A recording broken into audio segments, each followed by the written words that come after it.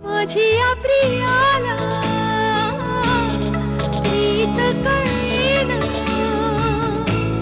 ज्या ज्या लोकांनी मला आयुष्यात त्रास दिलाय त्यात हा तुझा आफ्रिकेच्या जंगलातून आलेला भाऊ, ही गावंढळ मुलगी आणि तू माझ्या टॉप प्रायोरिटी लिस्टवर आहे. एक दिवस याहीपेक्षा मोठी कार घेऊन देईन तुला. तू काय येतेस माझ्या मागे मागे? जिथं तुम्ही तिथं मी येणारच ना.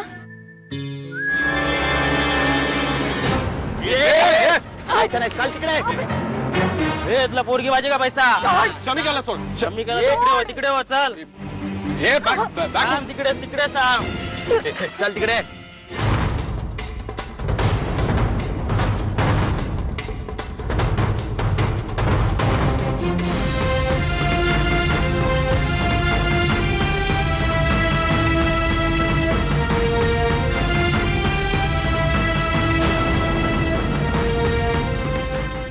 तुम्ही अभिजितला दिलेले पैसे आता आपल्या गुंडांनी पळवलेत.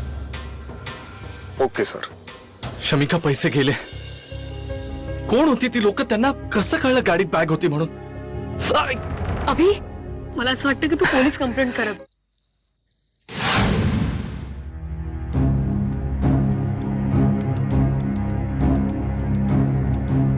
5 करोड बरीच मोठी रक्कम आहे, पण ठीक आहे, आम्ही आमचे प्रयत्न करूच. तुम्ही गुन्हेगाराचं वर्णन तर दिलंच आहे. आम्ही स्केच काढतो आणि पुढे त्याचा तपास सुरू करतो.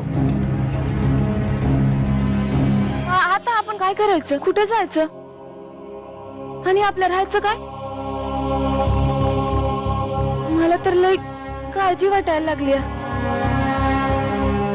हा बोला की. मी सांगतोय तेवढंच करायचंय आणि उगाच फालतूच्या फालतू प्रश्न विचारत जाऊ नकोस. तुला जायचं तर तुझ्या त्या काकांकडे जा, नाही गुपचूप माझ्या मागे. तुला कळेलच आपण कुठे चाललोय ते. आता लग्न झालंय त्याचं. नव्या नवरीला घेऊन कुठे जाईल तो?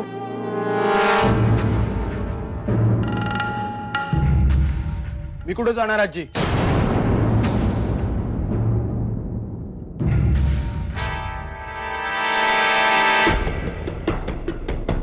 मी इथंच येणार, माझ्या हक्काच्या घरात. मी आजपासून इथेच राहणार आहे आजी. आजोबांनी हे घर मामाच्या आणि माझ्या मॉमच्या नावावर केलं होतं, माहितीये मला.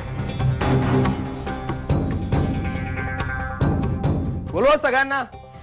मामा मामी सांगा की मी आजपासून इथेच राहणार आहे. मामा.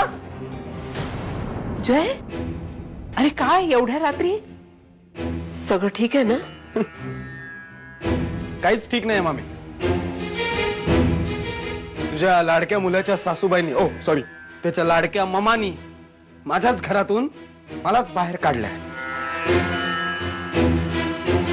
ही माझी बायको अभिजित. ओळखलंस तिला?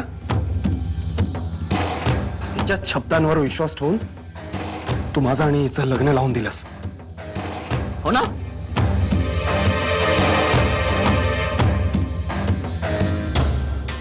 बरं बाबा, राहा तू इथे. तुला कोणी काही विचारलंय का? पण फक्त तुला नवीन घर मिळेपर्यंत.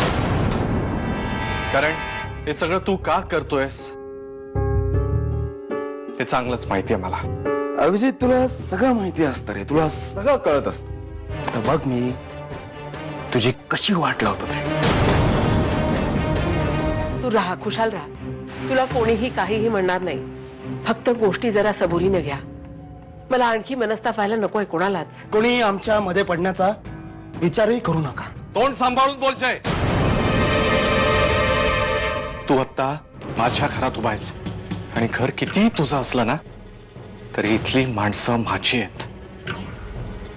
त्यामुळे त्यांच्याबद्दल काहीही बोलताना तोंड सांभाळून बोलायचं.